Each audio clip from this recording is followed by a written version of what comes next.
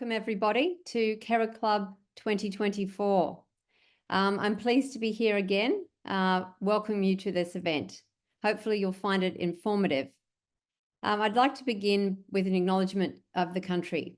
We acknowledge the Gadigal people of the Eora Nation, the traditional custodians of the land on which the Save Sight Institute is located, and we pay our respects to the elders both past and present.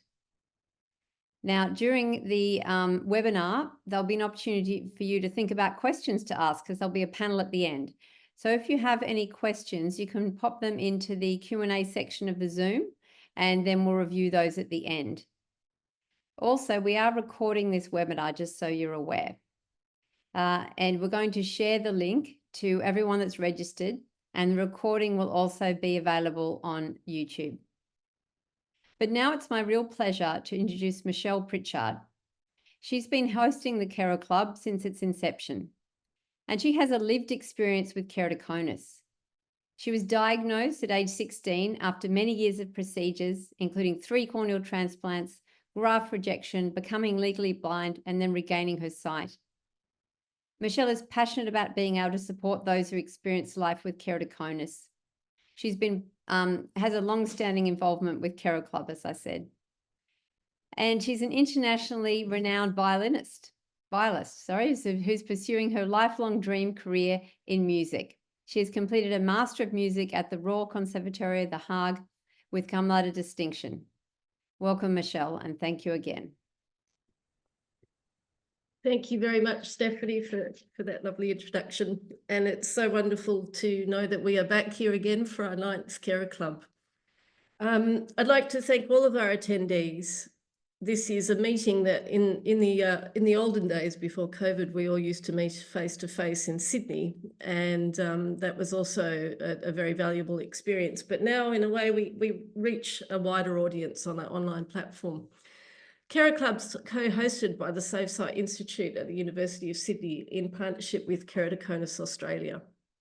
The aim of what we do here is essentially to bring patients and researchers together and clinicians to discuss the latest advancements in keratoconus management and to give each one of you as keratoconus patients and also carers a chance to feel that there is support and there is an ability to actually reach out, that you're not alone.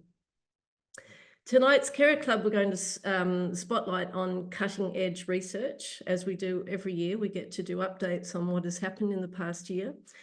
And we're going to have a special focus on contributions from the Save Sight Keratoconus Registry. We're going to hear about recent breakthroughs in keratoconus treatment, including studies on corneal crosslinking and the impact of keratoconus on patients' quality of life. This is actually a very special segment which will draw together several patients' experiences. I will give a more detailed introduction to each panelist as we go along, but I would like to thank them tonight for giving up their time and sharing their expertise with us. As keratoconus patients, it is my belief that the more informed we are about our disease, the better we can understand how to make informed choices along our journey with keratoconus. And this will also help give us the best quality of life that we can hope for. This is why I see KeraClub as a very important platform for giving support and gaining deeper understanding of keratoconus. And now I'm going to move on to introduce our first panelist. First of all, we have a very incredible person who has been so involved with us and makes everything move in KeraClub between the two organisations, Save Sight Institute as well as Keratoconus Australia, in getting KeraClub going. So first of all, I would like to introduce Himal. Dr. Himal Kandel has been the Kornhauser Research Fellow at the Save Sight Keratoconus Registry since January in 2019, after completing his PhD at Flinders University, Adelaide. Dr. Kandel has published over 100 research papers in reputed journals and has a special interest in patient-reported outcomes research. His research seeks to answer real-world questions in keratoconus management using the world's first Save Sight Keratoconus Registry. Dr. Kandel is passionate about mentoring and guiding the next generation of researchers in this important field Thank you, Himal. Thank you, Michelle. I'm really excited to present here today the cutting-edge patient outcomes research at the Save Sight Keratoconus Registry. Save Sight Keratoconus Registry is an international patient database of people with keratoconus. Now we have 112 clinicians contributing the data from 101 sites in 7 countries. And we have data from more than 40,000 visits from over 3,500 patients with keratoconus. The registry is really useful tool for clinicians to we have beautiful graphs like this. Just with one glimpse, the doctor can see the patient's journey in keratoconus, visual outcomes or the corneal shape. Just in one glimpse, they can see like what is happening in the longitudinal manner. And the doctors can also use those graphs to educate the patients. Also, they can compare the outcomes with other doctors or other patients in the registry. And they can easily generate the outcomes reports, which will then be used for benchmarking to improve their practice. The other very important and crucial use of the registry has been for research, and we have published so far 26 research papers in top quality eye journals, and we have also presented them in over 80 conference and invited talks. This slide shows some of the publications that we did this year, screenshots of those publications. And this one shows some of the areas where we have published. I'll be briefly going through these areas. The first one is the registry has been very crucial to understand the treatment outcomes, particularly corneal crosslinking, and compare various types of crosslinking. We know corneal crosslinking is a standard treatment for keratoconus now, especially for the progressive keratoconus, but there are a number of variations possible, and we have published several papers looking at the efficacy and safety of various protocols. Today, Maria Qureshi will be presenting us her research looking at pulse versus continuous crosslinking, 2 types of crosslinkings done. And Jessica Huang will be presenting on how the keratoconus severity affects corneal crosslinking outcomes. Another very important area of research at the registry is quality of life research. This is one of my personal interest area as well. And using the registry data, we have shown that the quality of life impact of keratoconus can be worse than common retinal conditions such as age-related macular degeneration and diabetic macular edema.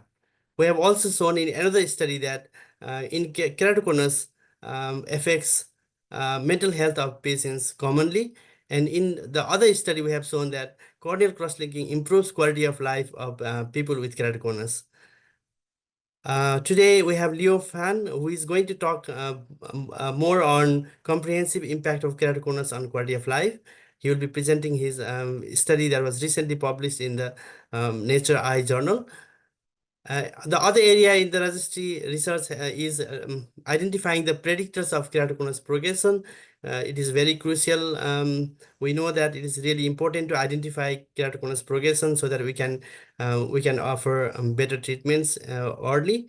And we have from our study, we have found that younger patients and those with steeper corneas are more likely to progress.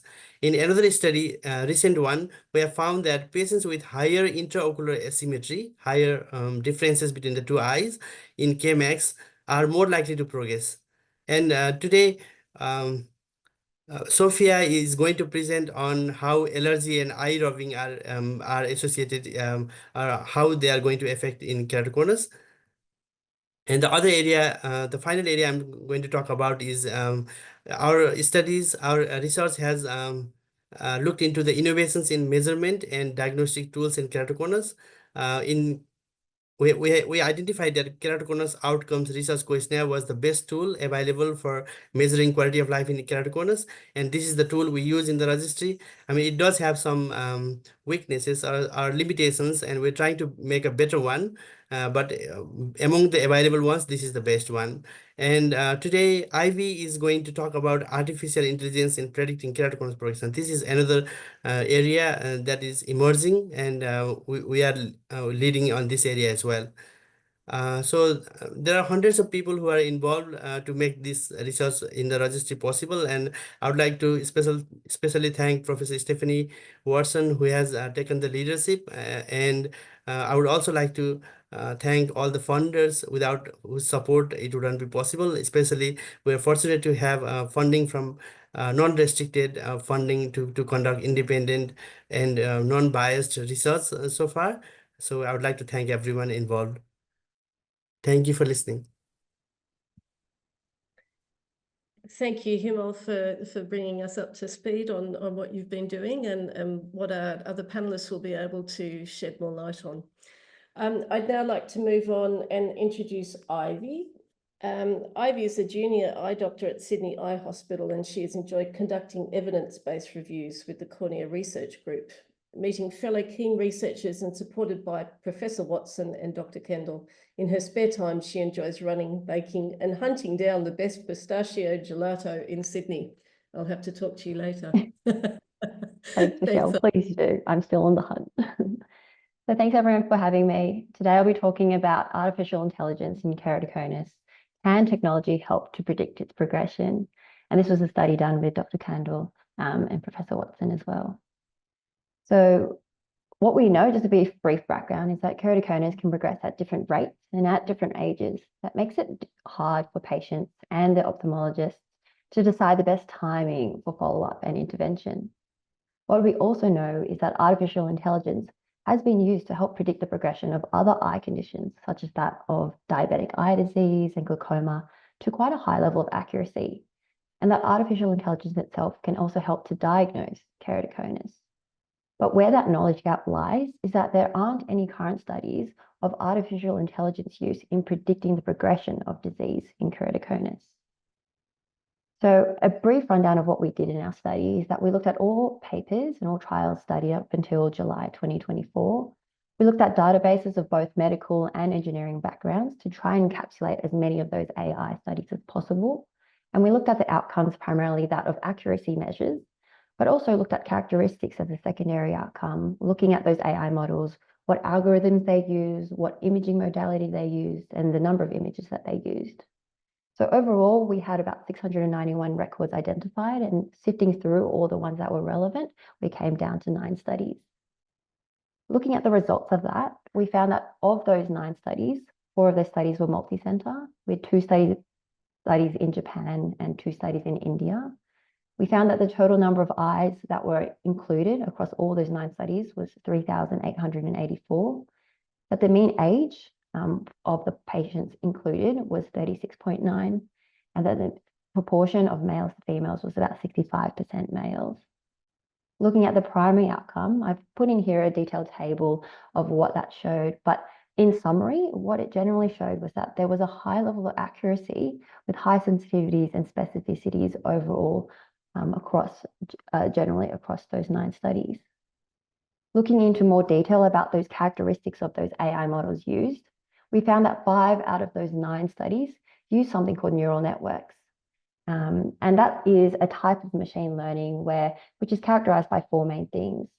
Firstly, that of 1, layers, that there's multiple layers involved, that from an input layer to an output layer and many different hidden layers in between. 2, that there's a linear process from that initial input layer until that output layer in a forwards direction. 3, that there are weights attributed to each of those data inputs or data nodes that then guides how much weight that single point then governs and influences that next layer. And finally, that there is training data to help check the accuracy of the model and help tweak that model. And often that training data is other images or other known information that we can guarantee. So in this example that we've got here, for example, you might think that this image here is that of a regular household cat, but it could also be a baby lion or a meerkat. But through those hidden layers and through those multiple layers, the AI model can look at the pixels, the shapes, the colors, etc., to finally make that conclusion that this is an image of a cat. More specifically, looking at the details of those studies, we found that convolutional neural networks were the most commonly reported in 4 of those 9 studies. And this is a specific type of neural network that has a specific architecture that looks at image recognition and pattern recognition that is great for looking at images in particular.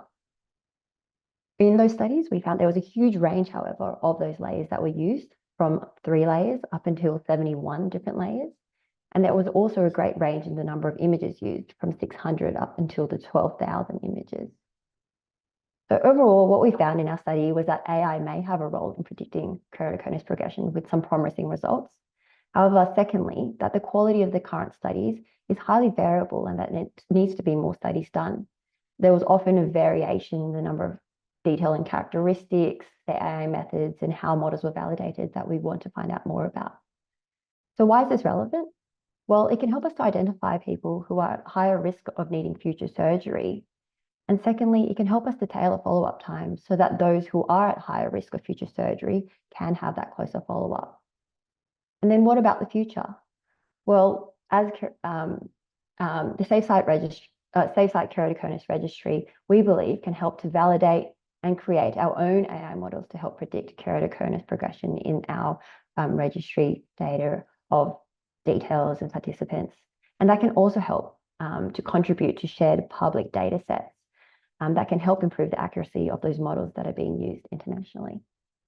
So to end, I've put in true fashion of machine learning, I've asked a random AI generator to show me what a future database for eye disease might look like.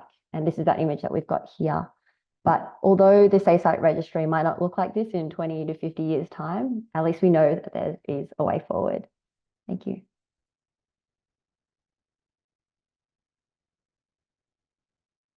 Thank you very much, Ivy, for sharing what is an incredible intelligence that we're dealing with today. And we can now use it hopefully for our benefit as well as keratoconus patients and the medical professionals. We're now going to have a brief poll, and Himal's just going to launch this. If you could possibly answer it in the next 30 seconds, it's on cross-linking experience. So you'll see that coming up, and if you can respond on your screens, that would be great. Meanwhile, I'm going to introduce our next speaker on the panel. Jessica is an ophthalmology registrar currently working at Liverpool Hospital in Sydney.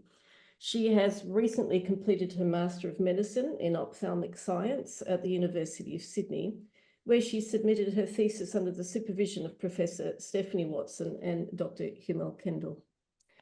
So if you can just finish off with the poll, I will welcome Jessica onto the panel.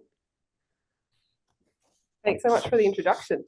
I'm excited to present the results of our registry study showing the impact of stage of keratoconus on corneal cross-linking outcomes.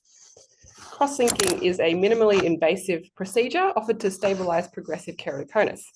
It results in improvement of corneal structure by inducing bonds between amino acids in collagen fibers. This is achieved by reactions involving vitamin B2 in the presence of UVA within the cornea. Currently, there are no guidelines for the most appropriate time to proceed with crosslinking in relation to the stage of keratoconus. In everyday clinical practice, the decision to proceed with crosslinking is based upon progression of maximum keratometry or refraction. There's also a lack of literature reporting the relationship between baseline severity of keratoconus and outcomes of crosslinking. Therefore, we conducted a study aiming to determine whether stage of keratoconus at the time of crosslinking influenced outcomes at least 12 months post-procedure.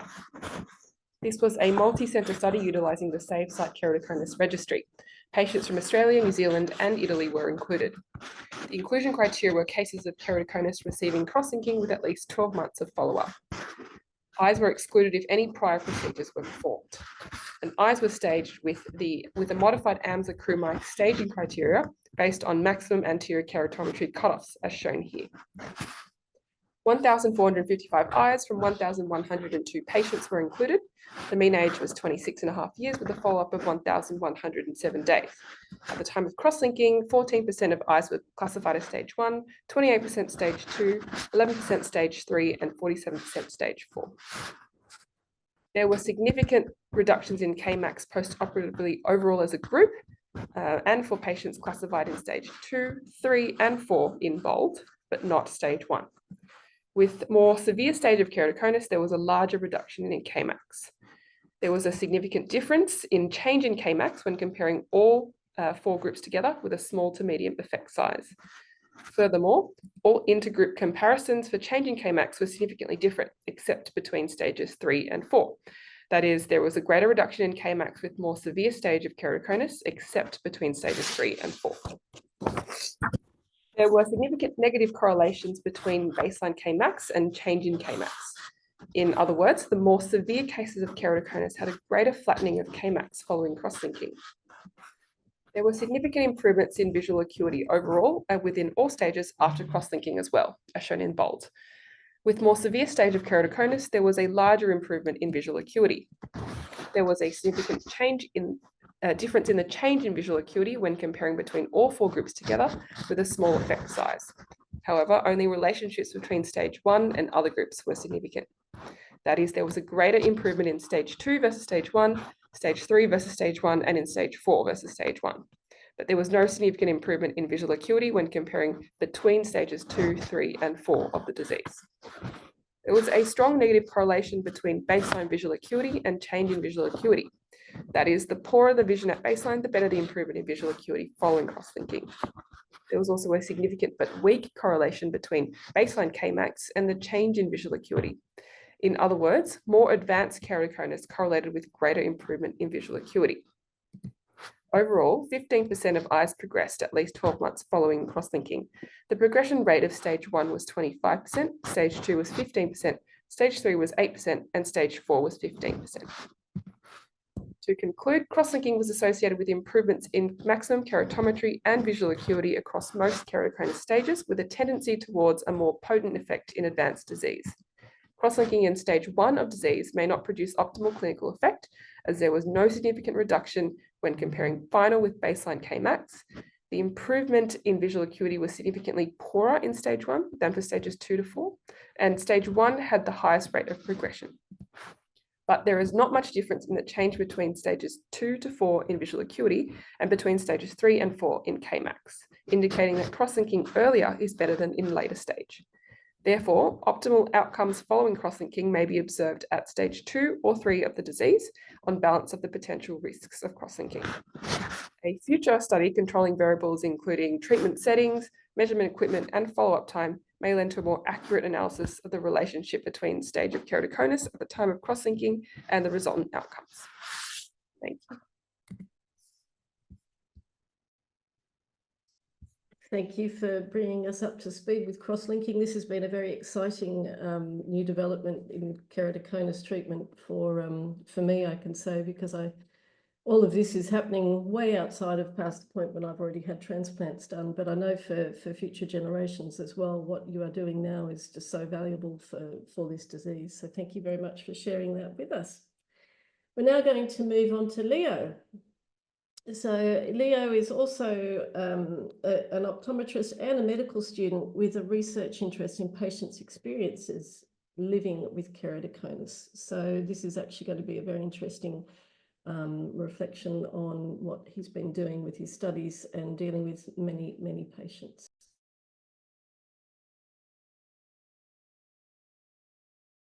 Hi guys, thank you for having me and thank you for taking the time to come to this meeting and learn about the research that we're doing.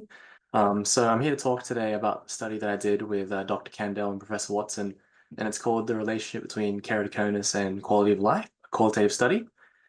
So what I'd like to first describe then is, what is qualitative? So we've already heard some amazing talks about research that focuses very heavily on numbers and statistics, but qualitative research is a bit different in that it explores people's experiences and feelings and perspectives.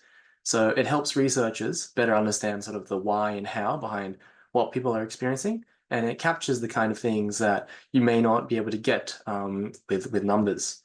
And so, why did we do this then for keratoconus patients? Well, as Dr. Kandel mentioned previously, we've done some previous research where patients with keratoconus have had slightly worse quality of life scores on surveys compared to other eye conditions, and we wanted to sort of find out why. There was a lack of prior research focusing on patient experiences with keratoconus, And this is why we sort of did this study. And then how we did that was we went to Sydney Eye Hospital and we recruited patients with keratoconus. I then spoke to them over the phone for 30 minutes, just asking open-ended questions about their life and how the condition has related to it. And we took those interviews and we turned them into text. And the final sort of amount of words we had to work with was actually equivalent to a novel. We then analyzed that information to see what the common themes were between patients, as well as what the unique ones were, because we didn't want just repeated things, but unique things. And then we put all those sort of things together and we started to group them. And the results are sort of seen here initially in this word cloud. And right in the middle, you can see that, you know, it is frustrating. I'd like to sort of preface that I'm not someone with a lived experience with keratoconus. And I approach this with the utmost respect, of course, to all the viewers. But I'm just going to convey sort of what the people who were so kind to participate and share their stories, what they told me. And so these are sort of the themes we saw around keratoconus. So its effect on driving, people's career and education, their enjoyment of life, their experiences with healthcare, their symptoms themselves, the financial stresses, as well as the social impacts of the condition. And I'll go through it briefly with some quotes. So the first one was driving. I'm sure we can all feel that driving is just incredibly important. And a lot of participants mentioned that keratoconus seemed to have some sort of effect on it. Even when they could drive, sometimes people felt a bit scared as well. In terms of career and education, I'm sure a lot of people, and especially some of my panelists, have accomplished amazing things with their condition, but it does sort of make things a bit harder. And that was reflected in a lot of the participants talking about their work environments, even when they're quite young and in school and teachers didn't quite understand them. And then there was also the social effects, I'm sure everyone can relate to in the audience, where sometimes it might be a bit harder to recognize someone. Sometimes you might not want to go outside to meet with friends because it's quite hard to see at night and it's difficult. And sometimes it's just, you know, you can't feel like you want to have to explain your condition constantly to every new person you meet. There's also the enjoyment of life element. So for some patients, they felt that because their vision was a bit poorer, they were missing out on some things, for example. So like going on a holiday and sightseeing, maybe playing sport to the best of their ability, things like that. And there's also the healthcare experience, which is really informative to me as an optometrist and doctor in the future. Just the sense of, you know, when you're first going to the hospital at such a young age and finding it quite scary, and as well as the experience of going through different operations. And then there were the financial impacts. As we know, it's quite expensive to update your glasses and contact lenses to even travel to and from Sydney. And finally, just the burden itself of the symptoms. So things not just like blurry vision, but irritation around the eyes, feeling a bit unsafe walking around at night, those things. And so while it does sound all quite negative, well, what does this mean for patients with keratoconus? Well, because we've got this research published and we've done it, we now have sort of a much greater understanding of the challenges that patients with keratoconus face.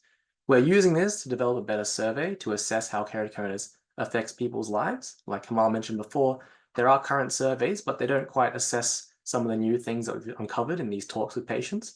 And when everyone, you know, who's involved in your treatment, so from, you know, your doctors to your nurses, optometrists, everyone, if they understand you a bit better in terms of how it affects your life outside of the consult room or where they first meet you, they can make definitely better choices about your care. And so that's the update I have. Thank you so much for taking your time to listen.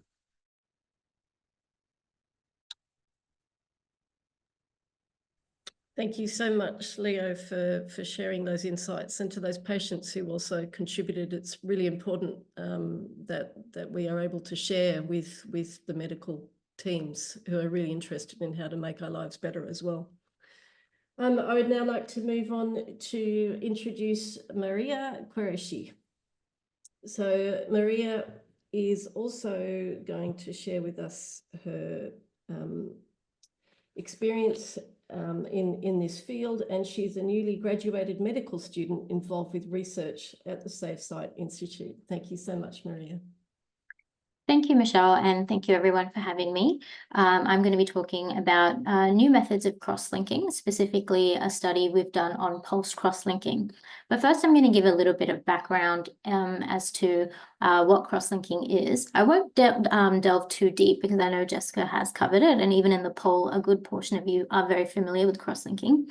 But quickly to recap, it's a surgical technique that stabilizes the cornea and prevents it from thinning or warping further through a chemical reaction between UVA light and vitamin B2, otherwise known as riboflavin.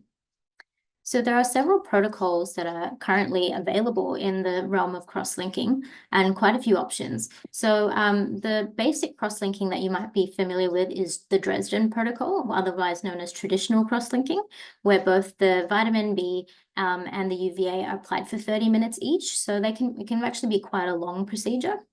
The next form is accelerated, and this is where higher energies are delivered in shorter time frames, just to quicken up the speed of overall cross-linking, but the end result should be the same with the amount of energy delivered. The third is epi-on. Now, this is a GIF showing the first step of traditional cross-linking, where the epithelium or the very first layer of the cornea is removed. And in epi-on procedures, this step is skipped, so it's more comfortable with a faster recovery, but it ultimately means that there's less penetration of the chemicals into the actual cornea. Fourthly, we have combined, which is cross-linking combined with other refractive surgeries or laser as well, just to correct refractive errors on top of general stabilization. We have custom. You can have customized cross-linking where the topographical guidance is used, and this is because there are many different patterns of keratoconus that can emerge. So for some patients, it might be better to target specific areas more than others instead of providing the treatment uniformly across the eye. So the patient's unique curvature is mapped, and then higher concentrations of energy are targeted to the steeper areas that are shown in red. And then with oxygen enhanced, when we shine light into the patient's eye for minutes at a time, the oxygen in the general environment surrounding the cornea can be depleted during the procedure. In chemical kinetics, we know that the presence of oxygen can actually help produce stronger bonds between the chemicals. So some protocols experiment with the use of goggles or masks that provide supplemental oxygen during the procedure. And finally, we have pulse cross-linking, which was a study we looked at in greater detail. And this is another method of allowing more oxygen into the procedure. But instead of using goggles or an eye mask, the UVA light is pulsed intermittently into the patient's eyes, such that the natural oxygen environment isn't depleted. As pulse cross-linking is a relatively newer protocol and used less widely than traditional methods, the team at the Save Sight Institute looked at how well it works for treating progressive keratoconus and aimed to help doctors and patients decide whether it would be a good fit for them. The first way we did this was to combine the research available globally that looked at how patients performed with pulse cross-linking in general, and then also in comparison to continuous cross-linking, which is the same exact cross-linking just without the pulsing. We published these findings this year, combining 29 papers looking at nearly 3,000 eyes, and the main results of the global data were that pulse cross-linking showed a visual acuity improvement of 1 line on a Snellen chart in the first 12 months. It also showed a 0.75 diopter reduction in the steepest part of the cornea, so flattening the curve in an effective manner. When comparing it to non-pulse cross-linking, there was no significant difference between the two groups at 12 months in terms of overall performance in these areas. We also found that pulse cross-linking, which was customized to the patient's unique curvature, showed the best results. Of course, it is important to note there were limitations in the study. Many protocols with different energy levels and exposure times were used, which makes a direct comparison a little bit difficult. And 12 months is considered a short follow-up time in a lifelong disease like keratoconus. To combat this, we are currently conducting a study analysing the data of patients that received pulse cross-linking at the Sydney Eye Hospital and New Zealand hospitals as well, associated with the Save Sight Keratoconus Registry. As it is an ongoing registry, we will have access to data at 12 months, 5 years and beyond, and will continue reporting longer-term effects as more time passes. So far, we have a total of 539 eyes from 443 patients across Australia and New Zealand. The study is not yet published, but the preliminary findings at this stage show the visual acuity at baseline and at 12 months for both the pulsed and non-pulsed patients. And as you can see in the graphs, the pulsed patients on average have a higher visual acuity scores to begin with because they are a smaller group. But by 12 months, the change from baseline to 12 months is actually very similar across the two groups. With this is consistent with the global data findings as well. In terms of flattening the cornea at its steepest part, and the pulse group had more of a flattening effect in the first year compared to the non-pulse patients. And finally, if we look at the minimum corneal thickness, we can see the general drop that occurs immediately after the procedure in both of these, both groups. But by 12 months, the pulse group minimal thickness has increased compared to where we started in a way that the non-pulse has not recovered. Again, the key point for us would be to see if these trends continue at the 5-year mark as a better indication of long-term performance. So finally, to conclude, we know that pulse cross-linking is a safe and effective option. Whether you receive pulse or non-pulse would be a collaborative decision between you and your doctor, but should yield similar outcomes. And the Save Sight Registry study will offer longer follow-up data as more time emerges. Thanks very much. Thank you, Maria, for sharing with us, and we wish you all the best for your newly graduated life into your specialty. It's always really interesting to hear what's actually happening with these studies with cross-linking as well. Now we're going to move on to hear from Sophia Mosgegov. Sophia is an ophthalmology resident at the Royal Victorian Eye and Ear Hospital with a keen interest in corneal research. Her current work focuses on the impact of eye rubbing, allergy, and atopy in the progression of keratoconus. Passionate about advancing understanding and treatment in this field, she aims to contribute meaningful insights to improve patient outcomes in corneal health. Welcome, Sophia. Thanks, Michelle. Good evening, everyone. I'll be discussing allergy and eye rubbing in keratoconus. So I did some research earlier on in the year with the Save Sight Keratoconus Registry, looking at keratoconic eyes in eye rubbers versus those who didn't rub their eyes, in particular the demographics, disease severity, and the vision-related quality of life. As part of that, I also looked at the correlation between allergic eye disease and keratoconus in people who did rub their eyes. So as I mentioned, I use Save Sight Keratoconus Registry data from a number of practices, and over 1,000 eyes were included. We took the demographic data from that population, as well as the visual acuity, corneal measurements, and quality of life.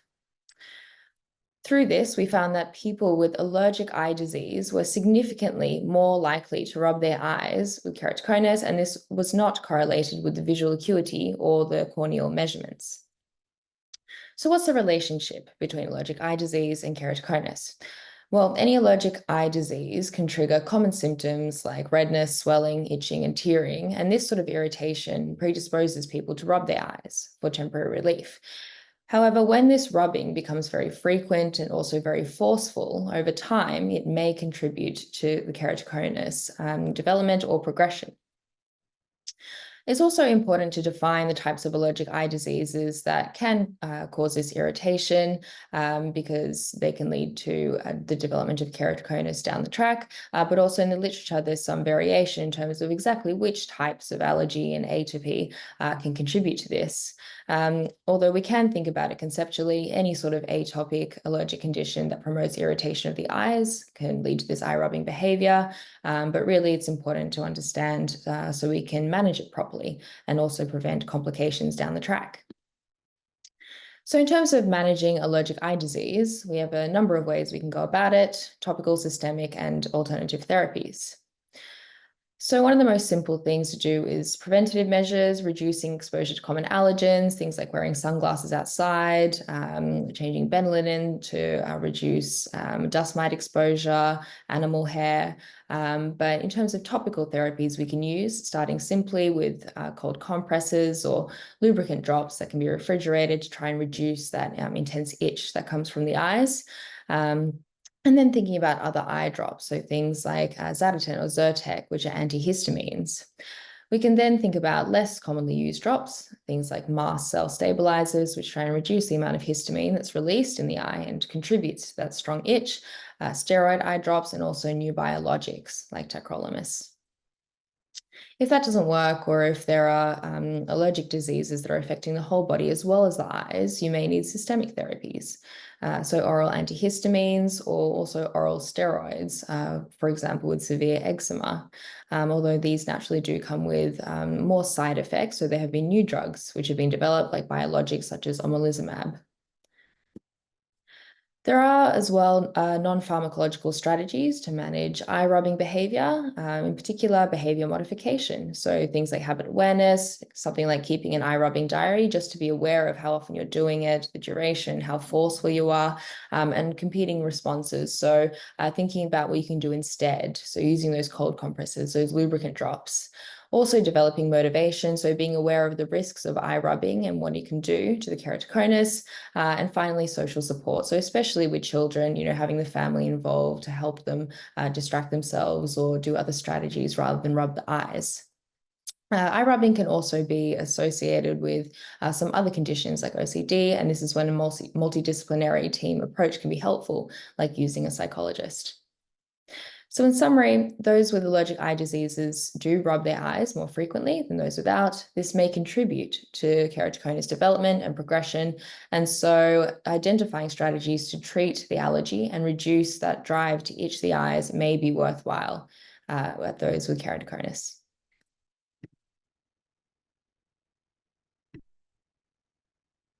Thank you, Sophia. As an eye rubber when I was a kid, I can warn people that, yes, it definitely contributes to keratoconus. It's now my pleasure to welcome our next panelist. But before I do, could we just remember to use the question and answer section of the Zoom to submit your questions if you have any, and these will be addressed by the panel at the end of our session. I'd very much appreciate that. Thank you. So we now move on to Jillian Campbell. Jillian Campbell, owner and director of Richard Lindsay and Associates in Baldwin North in Melbourne. And she's a passionate optometrist known for her expertise, especially in contact lenses and managing complex eye conditions such as keratoconus and pediatric aphakia. I hope I said that correctly. Tell me later. With experience as a lecturer at the University of Melbourne and an invited lecturer for the ACO Advanced Certificate in Contact Lens Fitting, Jillian educates the next generation of optometrists and speaks at conferences across Australia. Recently, she developed lectures for China on advanced contact lens fitting. Known for her dedication and industry experience, she is often consulted for insights on new technology and lenses, ensuring her patients receiving the best in care and innovation. Thank you, Jillian. Thank you so much for that warm introduction. I'm going to get straight into it because I've got a lot of stuff I want to cover, and in the interest of time. So first thing I wanted to show everyone today is one of the most common things that I'm asked by my patients is what exactly is keratoconus? How does it affect my anatomy? And how does it impact my vision? And my patients really struggle to explain that to other people and why they can't just slap on a pair of glasses or have laser surgery to fix their issues. And this resource, which I love, by One Right Eye, is really, really helpful at explaining the actual changes to the cornea that happen with different stages of keratoconus. And so this model of the eye, you can see the high drops on the side with really, really advanced cases. But what it shows also is actually the impacts that patients experience as the keratoconus gets more advanced. So I think this is a really good resource. It's free to access. And I think if you are trying to explain to someone, it's something really good to look at. But really what I want to talk about is contact lens management and how it's changed over the last, decade, and even how it's changing in the future. And it's changing really quickly. So contact lens management for keratoconus, there was a time where patients who, would be in the small rigid lenses and didn't have any other options, and that was the only type of contact lens they could wear. But now we have so many different options. And this slide really shows the framework for the management that we use at each different sort of stage of keratoconus. But there's no one size fits all approach, and really each lens type is really nuanced. It takes into account when we choose a certain option, the patient's lifestyle, whether they can insert the lenses or remove the lenses, how sensitive their eyes are, like really atopic, allergic patients maybe are very more sensitive eyes than others, and you might start with soft lenses to ease them into wearing rigid lenses. There's a lot of things other than the patient's shape of their eye that impact what type of contact lenses we use. And, it's also lifestyle, like, for example, a police officer might need to sleep in their contact lenses at nighttime, and that impacts what type of contact lenses we use. I think one of the biggest myths that I come across with patients as well is that they can't wear glasses. And, you know, mild to moderate keratoconus, there are situations and certain levels are completely achievable to actually create a pair of glasses where they can see. But as you get more advanced into the moderate stages, these glasses are usually used, for example, in situations where they might be catching a plane, or if their eyes are irritated and they have conjunctivitis, or if they need to wake up in the middle of the night, they're not good, maybe necessarily good enough to give patients vision for everyday use, but certainly they have a place in the management of keratoconus. And often it takes a long time to do those prescription checks, but it's worth it because if you become sick or unwell or something happens, you can still see, you can still function. And it's very, very, very helpful for improving quality of life. So people shouldn't override glasses as a backup option. But really the biggest thing that's changed with contact lenses is the development of scleral lenses. And we're going to talk about that today and some new developments that are coming through as well. So soft lenses, we fit soft lenses a lot with keratoconus, usually mild types of keratoconus, great for comfort, easy to insert and remove, may not give as sharp vision as what rigid lenses can, and they can fluctuate with what patients can actually see if they have a lot of astigmatism and the patient blinks and their vision can change. But we do have a variety of new custom-made lenses specifically for keratoconus that we can use, like KeraSoft, for example, which are quite thick, Marconus lenses and Bifinity XR. So soft lenses have even come a long way as well. Rigid lenses, so we usually, you probably will all refer to corneal lenses as RGPs, and that term really is redundant now because all rigid contact lenses are RGPs. It means rigid gas permeable lenses, and it just means oxygen gets to the cornea. So all hard lenses are RGPs. So really, we call them corneal lenses because these ones sit on the cornea, corneal scleral lenses because they sit on the cornea and the sclera, or scleral lenses. And scleral lenses just rest on the white part of your eye and they vault the cornea entirely. And so they really are very comfortable lenses because there's no movement beneath them. We also have hybrid lenses, which have a hard center and a soft skirt. And hybrid lenses are great. They're less popular now because of scleral lenses. They're probably a little bit more expensive than even scleral lenses because you have to replace them more regularly. Most patients replace them every 6 to 9 months. They're about sort of $400 to $500 a lens, whereas scleral lenses can be anywhere from $600 to $1,200.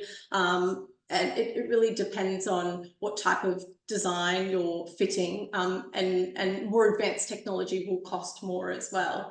I often get patients wanting to know the difference between like Rose K and other lenses, but really they're just different brands of hard lenses, and you will get good outcomes with a Rose K or a Kera lens.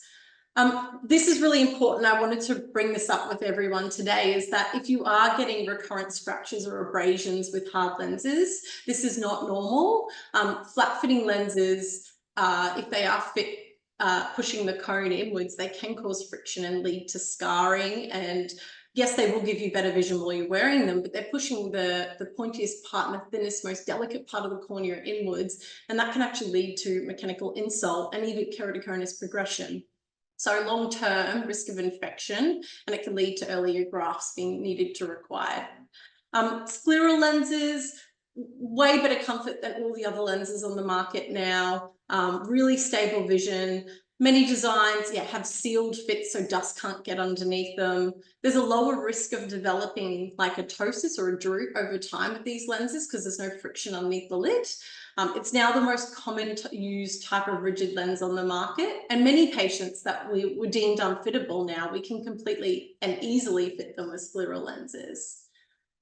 And insertion removal is a lot more challenging with this type of lens, and not all patients can do that. And we are adamant in our practice, we teach patients how to insert and remove these before they order them.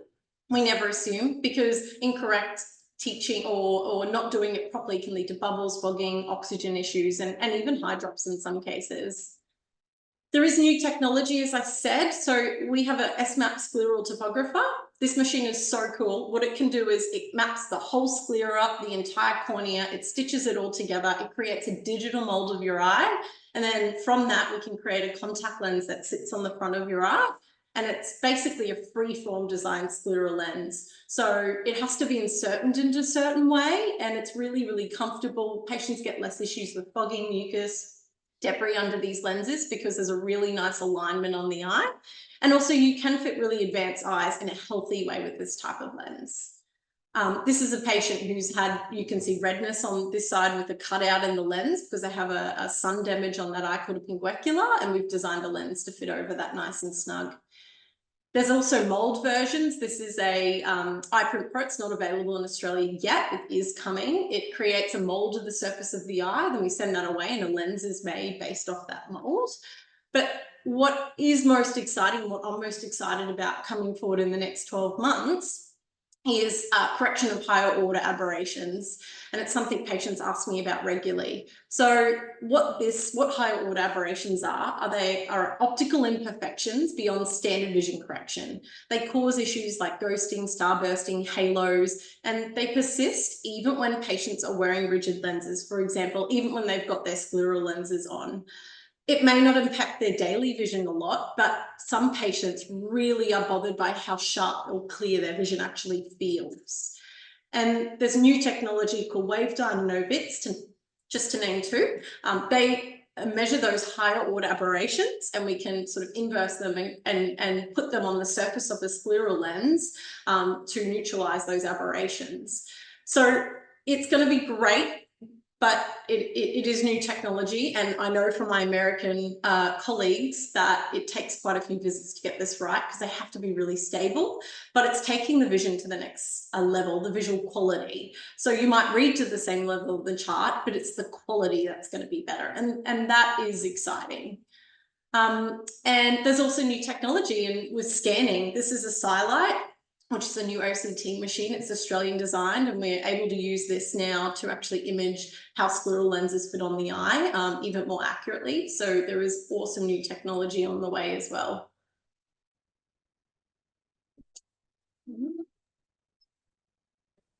Thanks so much, Jillian. That's very, very interesting for people like me who've gone through many scleral lens fittings and things, just to know that there's also new technology as well. But we're very grateful for people like you with patients to try and get the patients fitted properly. I now move on. It gives me great pleasure to introduce Larry. Now, Larry Kornhauser OAM is somebody who's been involved with KeraClub since its inception as well, but also Keratoconus Australia. He was diagnosed with keratoconus at age 12 and received a corneal transplant at 18. He went on to complete a Bachelor of Economics with honours and later completed a Diploma of French language whilst living in France. In 2022, he completed a Certificate of Public Health and Eye Sector Leadership. Larry worked for over 35 years as an economic journalist, first as the Australian Financial Review and later in France, where he co-founded and edited an international newsletter for the energy sector. In 1999, Larry helped create Keratoconus Australia and became its inaugural president, a position he still holds. After 24 years at the helm, he is passionate about need for peer group support in keratoconus. Larry has travelled extensively, played many sports, loves music, Indian food and echidnas, and raised 3 children. He's a constant inspiration. Before we move on to Larry, if we could just have a poll, please, on the attendees who have attended KeraClub before. If Himal could put that up on the screen, just give you a couple of seconds for that. Thank you.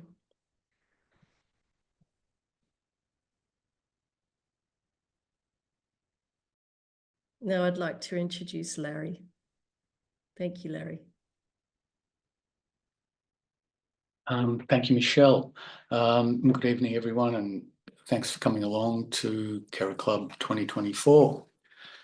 Tonight I've been asked to talk about what matters to patients with keratoconus. It's an important question because the prevalence of keratoconus is actually rising, and an Australian study recently showed that it could be as high as 1 in 84.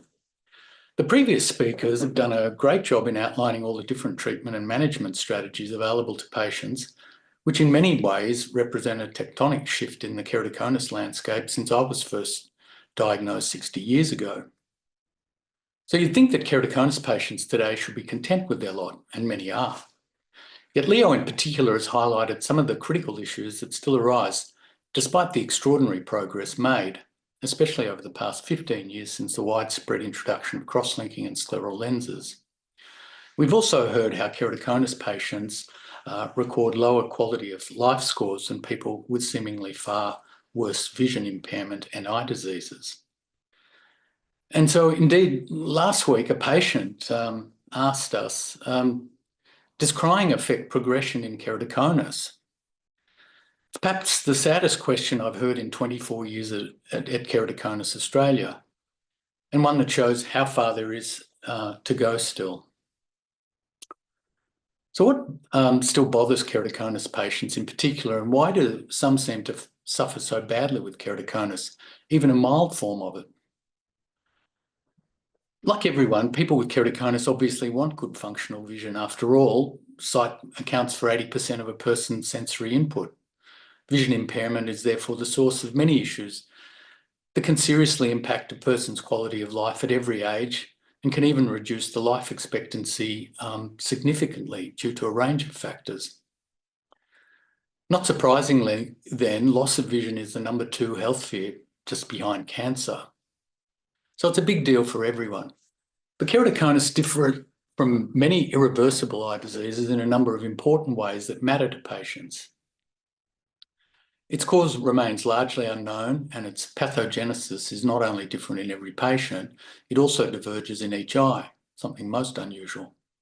It strikes young people at around puberty after they've spent their early childhood growing up with essentially normal sight. The shock of facing a lifetime with compromised vision can be great, as is the sudden transition to becoming a patient in the healthcare system. Although vision loss, especially in the teenage years, can be rapid and severe, patients can find it hard to grasp that early intervention with cross-linking and then contact lenses can greatly mitigate the impact of keratoconus. As Jillian has explained, it's often the quality rather than the quantity of vision that most concerns people with keratoconus. And strangely, although it's a progressive disease, in the absence of eye rubbing, it tends to slow or halt naturally by middle age, even without cross-linking. Although by then, vision loss may be significant in one or both eyes, as it was in my case. And then just as one's keratoconus stabilises, all the other more common sources of age-related vision loss, presbyopia, glaucoma, cataracts, retinal and macular disease, all kick in.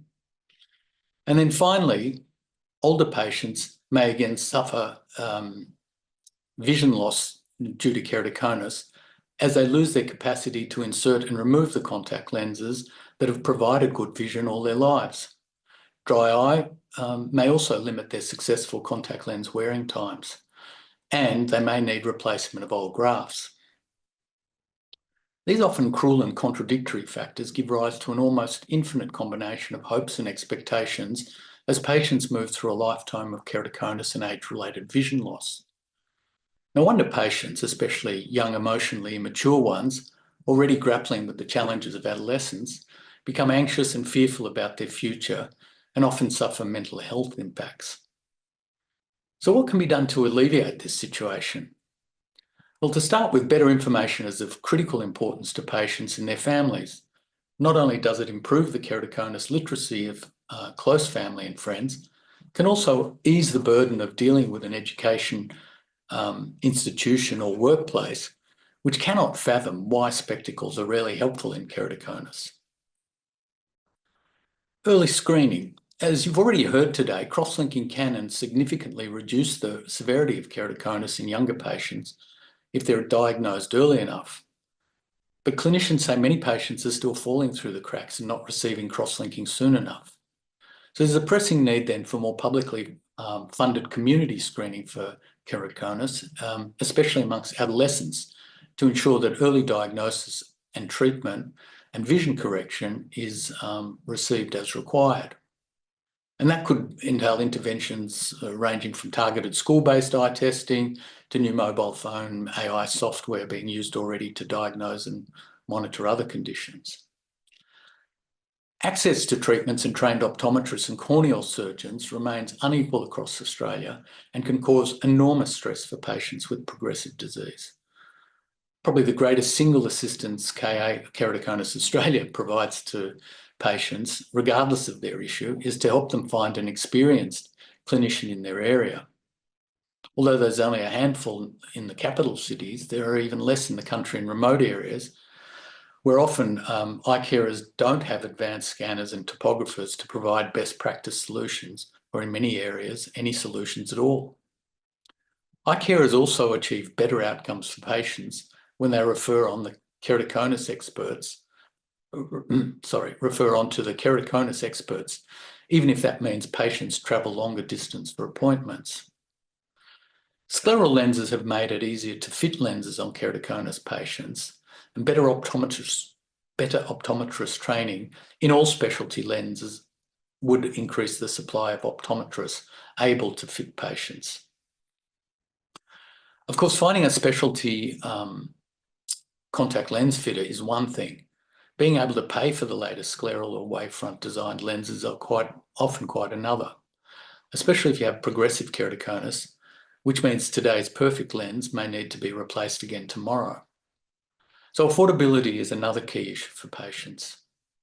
The new specialty lenses often cost 3 or more times the old corneal lenses and need to be replaced every few years. Jillian has foreshadowed another new generation of custom lenses, which could raise prices even more. Patients already pay almost the full cost of these lenses, as even private health insurance barely covers the cost of even one of the very smaller, cheaper corneal lenses. So anyone with progressive keratoconus could find themselves paying thousands of dollars a year for lenses with no assistance available from government. And recent Australian research found that keratoconus patients pay on average 30 times more than other Australians for their eye care. And that figure is probably an underestimate. And we're certainly finding that since the widespread shift from corneal lenses to the larger specialty lenses a decade ago, increasing numbers of patients who could previously afford their lenses no longer can. The other thorny issue for patients that has never been addressed by optometrists is that of warranties and particular unsuccessful fits. Warranties can vary widely, and patients may only get a limited number of adjustments to lenses. And what happens then? Often patients are told either to pay for a new lens or to try and live with what they have. Worse is the issue of refunds on unsuccessful fits. Scleral lenses can be hard to handle and have a variety of problems. US data shows patient dropout rates of up to 30%. And some of the contact lens fitters offer a 50% refund on the cost of the lenses, not including the cost of visits, while others offer nothing. There needs to be a much greater transparency and consistency on the warranty and refund issues, which cause added stress to patients at a time when their vision is still not adequately corrected. And not to mention the patients who are asked to leave a practice if they're not satisfied with their lenses. What happens to them? In our experience, many optometrists simply don't care. It's impossible to know how many people today are trying to manage with suboptimal contact lenses or even spectacles and struggling day to day with vision simply because they can't afford to renew their lenses. We desperately need more government-funded clinics to supply these specialty contact lenses to low-income and disadvantaged patients, and a clear pathway into the NDIS funding for people requiring these critical vision aids. The situation in ophthalmology is a little different, but sometimes not much better. Since 2018, crosslinking has been covered by Medicare, and that's relieved enormous stress for patients and their families previously unable to pay the often exorbitant fees demanded by surgeons. Thanks to crosslinking, new corneal transplants have become increasingly rare.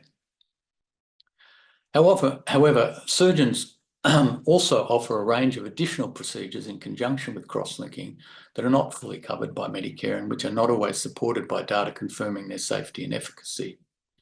Again, patients seeking the best treatments for themselves and their children can be further stressed psychologically and financially by these attempts to upsell them into procedures of debatable value. And finally, there's the issue of informed consent, a legal requirement prior to surgery, but one that is not always fulfilled. For example, how many patients would understand the different protocols discussed here tonight and their outcomes without KeraClub, or be properly briefed on them by their surgeons? Which is why research and data collection conducted by groups like the Save Sight Keratoconus Registry is so important. Dr. Kandel and Professor Watson have discussed the value of registry data, which is being analysed by their students to enlighten the keratoconus community as a whole on what works and what doesn't. And sadly, Australia's pioneering keratoconus research group at the Centre for Eye Research Australia was disbanded earlier this year due to a lack of funding. But more research is also required to find the causes of keratoconus and hopefully one day a cure for vision loss caused by it. Research into AI diagnosis, stem cell treatments, bioengineered corneas all need funding too. And then there's prevention, and that's another important public health issue that requires attention. Eye rubbing is the only patient controllable factor in keratoconus, and some say it's the only factor in keratoconus progression. Over 2/3 of our members admit to vigorously rubbing their eyes at some time in their life. So we believe there's a compelling case for a public health campaign to highlight the dangers of eye rubbing, not just for keratoconus, but other eye diseases like glaucoma. As Sophia said earlier, patients need clear strategies to prevent eye rubbing, especially as it may be the primary cause of the rising prevalence of keratoconus. And all these issues require advocacy on behalf of patients. Until the creation of Keratoconus Australia, there was no one with lived experience to speak to governments or eye carers on behalf of patients. It's therefore critical that more people become involved with the association to ensure its future. So I could go on for hours about what matters to keratoconus patients, but the key takeaway should be that today, vision loss to keratoconus is generally fixable or at least manageable. Crosslinking should minimise that vision loss in the future, and specialty contact lenses and other treatments will provide excellent vision correction. So in the end, what really matters to most patients is being able to access affordable eye carers who understand the challenges of keratoconus, particularly an optometrist who can actually take the time to listen to the individual requirements of each patient and tailor their treatments to their needs and lifestyle and financial capacities. Someone who is prepared to create a strong patient-clinician relationship that may need to last a lifetime. And finally, like any lifetime commitment, the success of that relationship requires patience and compromise by both parties. Hopefully then, people with keratoconus can leave crying behind and regain the joy of life with good sight. Thank you. Thank you so much, Larry, for covering so much in such a brief amount of time, and for everything that Keratoconus Australia does for us as patients. Without that support network, it would be a completely different world. I would now like to move on and introduce Stephanie Watson. Professor Stephanie Watson OAM is head of the corneal unit at Sydney Eye Hospital, head of corneal research group at Save Sight Institute, and deputy director of industry, innovation and commercialisation, Sydney Nano. Professor Watson was awarded an Order of the Medal of Australia for contributions to ophthalmology and has been with us with KeraClub since its inception. Thank you so much for everything that you do for us as well, Stephanie, and welcome to the panel tonight. No, thank you very much for the kind words of introduction, and it's a pleasure to be here again, and lovely to hear the words from Larry Kornhauser, head of Keratoconus Australia. So I'm going to present the new patient information brochure for corneal crosslinking. And this brochure is based on evidence. So one of the themes you might have heard is that there are a variety of treatments, and with those treatments, there's a variety of what we call evidence. And by that, we mean the proof that something is effective and something is safe. You've also heard a bit about crosslinking. And just to reiterate, crosslinking aims to stop keratoconus getting worse. The reason why crosslinking is done is to stop progression. If there's improvements in vision, or corneal shape, that's a further bonus, but the main indication is to stop progression. Now, this brochure is available at this website here, and you can scan the QR code to reach the website. As has been mentioned, the brochure was done in conjunction between the Save Sight registries with the Save Sight Institute and Keratoconus Australia. We have a one-page flyer, the QR code shown here, for this brochure. And the reason for the flyer is the brochure is rather long, and so you may not want to print out the full brochure for your patients, or you may want to just read a brief version of the information about corneal crosslinking. So patients can be given this flyer, or you can read this flyer to find out a brief explanation of corneal crosslinking. But this is the more detailed brochure that we've developed. And I'll just go through it page by page to give you an idea of what the brochure addresses. And in the first page, where we have a nice picture, an intro title page, and then we go into what corneal crosslinking is and just explain the procedure. The next page after that discusses how effective corneal crosslinking is and whether both eyes or one eye will need to be treated. It's also discussed whether crosslinking can be repeated. And then an important question for patients is, what are the risks of crosslinking? Because in deciding whether you should have the procedure to prevent progression of your keratoconus, it's important to weigh up the benefits versus the risks. So we also discuss whether it's worth the risks and how to consider the risks. The next page is addressing the long-term effects of corneal crosslinking. And some of our research has shown that the effects of crosslinking can be quite long-standing, with further improvements after 5 and even 10 years. And also, we address what will happen if you don't go ahead with the crosslinking. So you're trying to decide whether you should have it, and what might happen if you delay the treatment. Then if you go ahead with the treatment, we describe what would likely to happen on the day and the different ways that corneal crosslinking may be done.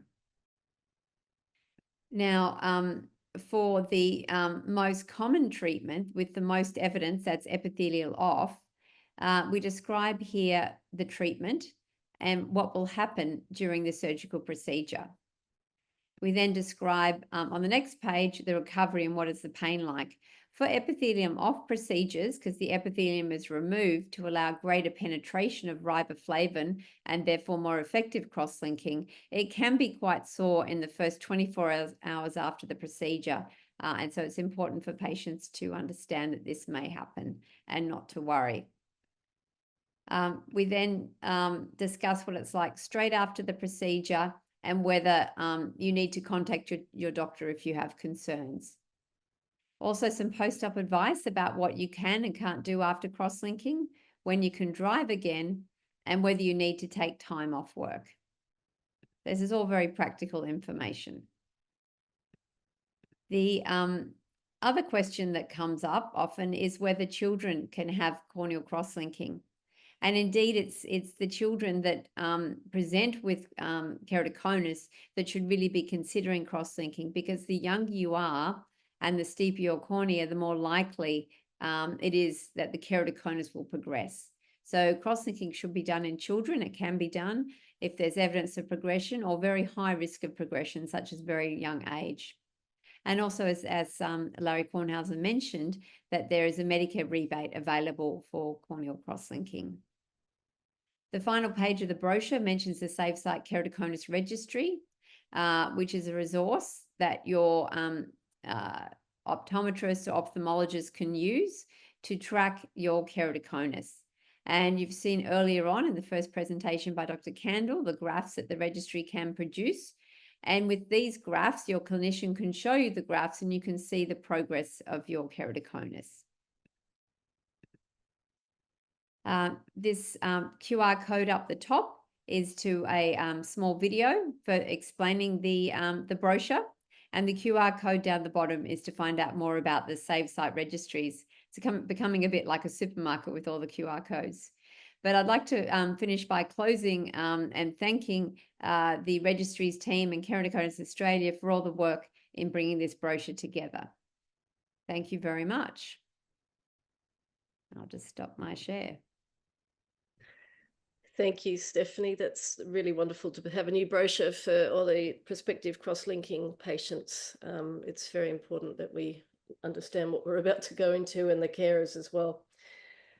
We now move on to Amanda Craze. Amanda is our next speaker and our final speaker for the evening. And she's a fundraising professional with over 8 years' experience in the healthcare sector, and recently joined the University of Sydney, partnering with researchers at the Save Sight Institute and working closely with Professor Stephanie Watson to support corneal research. Thanks so much. Thank you, Michelle, for the introduction. I'm delighted to be invited to join the KeraClub this evening and share some insights into the role of philanthropy in research. I'd like to start by sharing the current funding landscape. In Australia, our research is primarily funded through a combination of public and private sources. Public funding comes from government agencies such as the National Health and Medical Research Council and NHMRC, and the Medical Research Future Fund, MRFF. These are competitive government schemes providing grants and fellowships to support researchers. The NHMRC only funds approximately 11 to 13% of all grant applications received, and MRFF is anywhere from 2 to 25%. So from these averages, the success rate for our researchers nationally is an extremely competitive process. This can lead to many talented researchers leaving the sector, taking with them invaluable knowledge and skills built up over many years of work, or research not funded, further reducing the opportunity for a cure. So talking through the challenges researchers face, it's estimated that at least 1 billion people live with preventable vision impairment worldwide. Currently, there are 840,000 people in Australia impacted with vision loss, with prevalence increasing despite 80% of cases being preventable or treatable. And that number is estimated to reach 1 million people by 2030. We know it has been and continues to be very challenging to secure dedicated, prioritised funding for anterior eye condition research. Yet such conditions, one of which is keratoconus, continues to impact an increasing number of individuals globally, about 1 out of 84 people in Australia, as Larry mentioned. There are limited resources available for research, and funding organisations must allocate their time and resources across a wide range of medical conditions and scientific disciplines. Therefore, keratoconus research is competing with other important areas of medical research for funding. The cost of research can be a significant challenge. Cutting-edge research, especially clinical trials or genetic studies, can be very expensive. Lack of awareness can translate into less public support and consequently less funding.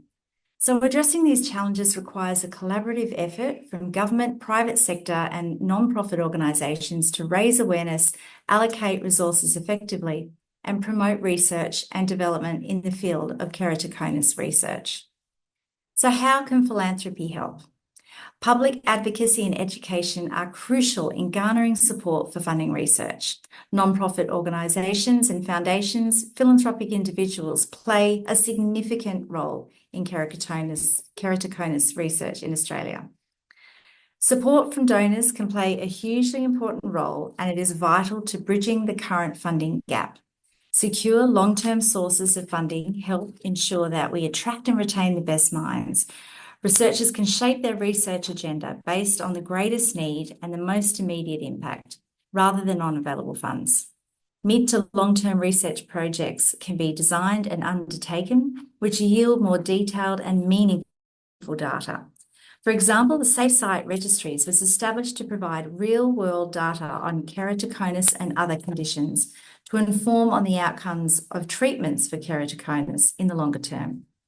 The work done by the registry also requires funding to train students in research to enable them to provide future solutions to reduce the growing burden from eye diseases such as keratoconus.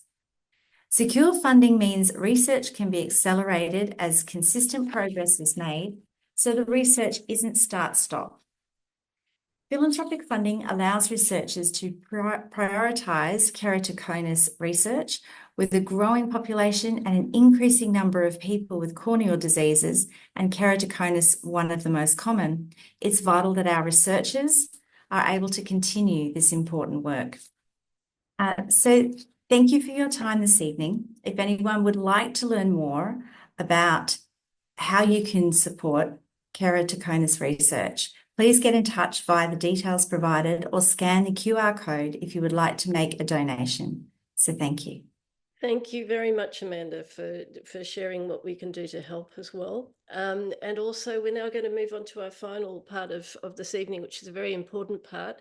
And I invite Professor Stephanie Watson to come and moderate the session of question and answers. Thank you very much, Michelle. And if I could ask all the speakers to turn their cameras on, and if we can stop sharing the slides, that would be great. I'd also like to mention that there'll be a feedback form that will be in the chat. If you could please give us feedback.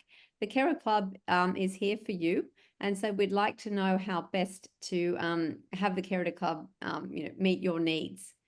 So while we're waiting for the slides to be adjusted, we did have some pre-event questionnaires, and one was from a patient worried about their corneal graft that was done in 1981 in Germany. And the patient had been told that the graft would only normally last for 25 years. And they were wondering, should they be worried? Now, the Australian Corneal Graft Registry has been collecting outcome data on corneal grafts. And at 10 years, there's an 89% survival rate for grafts with keratoconus. By 20 years, this drops to 49%. So at 20 years, you've got a 1 in 2 chance of your graft still working. At 23 years, it was reduced down a bit further to 17%, so 1 in 5. So you've got a good chance that the graft might still be working, so you don't necessarily need to worry. And if it does fail, there are different ways we can do transplants to bring back the graft. Okay, so now we might go to Jessica. There's a question here. If stage 1 keratoconus patients, it says here, see no results, why crosslink? So stage 1 disease can still have benefit in terms of improving vision, improving Kmax, but I guess the point of cross-linking is to prevent progression in these patients. So it's there are higher rates of kind of progression despite doing cross-linking in this stage, but it's for some patients who are showing signs of steeper kind of curvature of progression, then that's probably why we would still offer cross-linking for these patients. Yes, that's right. We're trying to stop progression. The improvements in vision and flattening are a bonus. Thank you. And then Sophia, we have a question here about antihistamines that Zyrtec can cause drowsiness. Can other histamines be just as effective? Antihistamines, sorry. Yeah, that's right. So there are a few different generations of antihistamines. If you do find that Zyrtec is not effective and does cause drowsiness, there are alternatives. I think the best person actually to speak to about this would be a pharmacist. But yeah, absolutely, there are, in short. Yes, very good. And Larry, you sort of touched upon this in your presentation, about the costs of treatments and for the individual patient, what can they do? Can they write to their local member? What would you recommend? Become part of Keratoconus Australia to help advocate for this? Yeah, I think we're at a stage now where we need to advocate because I think we've tried over the last 20 odd years to do something about this, and without the assistance of particularly the optometrists, to get some support in the form of subsidies for the more severe cases as they do in the UK and New Zealand, I'm not sure how as patients we can sort of move the dial on this issue. Our ophthalmologists are obviously need to become involved. Ophthalmologists, from what we can gather, and you'd know more about this, Stephanie, can advocate on behalf of patients to get into the NDIS scheme if necessary. Look, we've done work on setting up the training college at Melbourne Uni that Jillian participates in, which offers an avenue for people with non-health card holders to obtain discounted lenses, and the other teaching clinics and hospitals around Australia also offer that. But yeah, look, getting involved with Keratoconus Australia would be greatly helpful. I might add, just in relation to the other person about the corneal transplants, it's reassuring to know my corneal transplants at 54 years now. So Oh, that's good. they do last longer. And Himal, there's a question here about whether patients can access the registry data. Could you want to comment on that? Sure. Thank you, Stephanie. Yeah, the registry is designed to improve patient outcomes. It's definitely for patients, but we do have some ethics requirement. We can't give patients all the data, but the primary clinician, I mean, they can share like patients' past data. I mean, all particular that patient's data, and to educate patient through the graphs or through the outcome reports, they can educate patients and to improve outcomes. But we do have some ethics limitations regarding what you can access. Yes, we do provide, we do publish the results from the registry, the research papers, and usually we provide a patient version of those, a patient summary, if you like, and that's on the Keratoconus and Save Sight Institute websites. And so you can access the aggregate data and outcome results from the registry. And just to add one point, we do have regular newsletters from our group where we highlight the research we conduct in lay language so that everyone can understand. And one of the goals of the KeraClubs like this is also to inform patients about like what we find in the data. Thank you. And Jillian, you've been busy typing away the answers, but just somebody's asking here, what do we do if we catch conjunctivitis when we have advanced keratoconus? So maybe they're talking about when you've got contact lenses and you've got advanced keratoconus. Yeah, I always recommend if they can reduce lens wear, but I know in certain situations it's not possible because obviously you can't function if you can't see, but putting antibiotic drops in before and after contact lens wear, keeping hygiene, keeping your lenses really clean, changing your pillowcases, because obviously conjunctivitis can be contagious as well. And just keeping lenses clean, changing your case, changing your solution bottles in case, you know, your infection has come from those objects. So if you can, leave your lenses out and for at least like 24, 48 hours at least. But I know that's not realistic for a lot of patients, and, you know, they have to wear them to be able to function. So reducing lens wear time where possible, and yeah, making sure everything's very hygienic, and yeah. Thank you. And Leo, you know, in your work, what was the sort of the most, you know, interesting or sort of striking thing that you heard about the impacts of keratoconus on the patients? Well, there were a lot of stories that came to mind. I guess specifically to me, because I related so much to it, really, was a young man telling me about how he just, because I like to play some video games, of course, competitive ones, and he mentioned that he himself had that impacted by his condition. He didn't feel like he could compete as much. There were a lot of stories that going into this research I didn't expect to hear.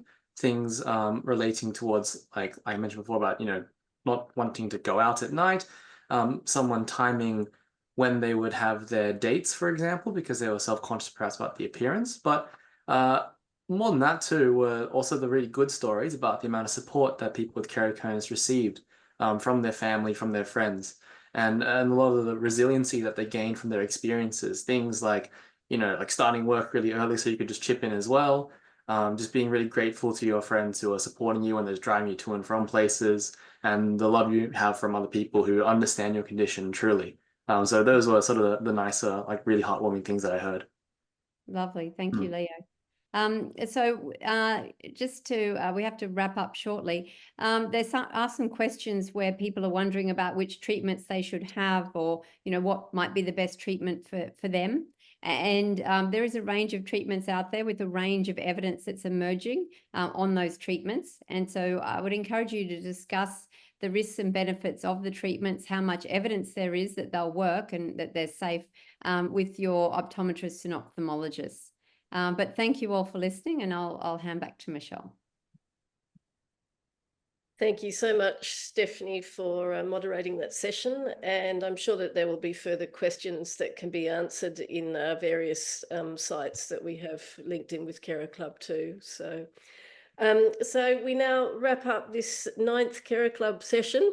And I'd like to thank everybody for attending. And I'd very much like to send out a warm thank you to Himal Kandel, Ivy Jiang, Jessica Huang, Leo Fan, Maria Qureshi, Sophia Mosgegov, Jillian Campbell, Larry Kornhauser, Professor Stephanie Watson, and Amanda Craze, and all of the people in Save Sight and Keratoconus Australia who have contributed to help this KeraClub continue for these years.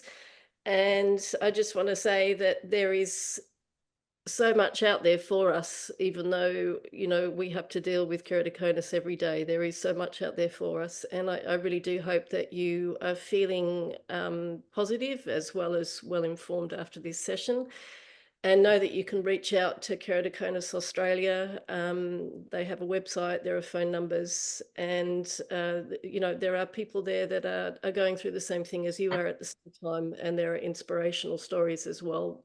Keratoconus is a journey through life, but there are many things that are being done now for us, and the research, of course, and the medical teams that support us, our friends and our family. I just want to say a big thank you.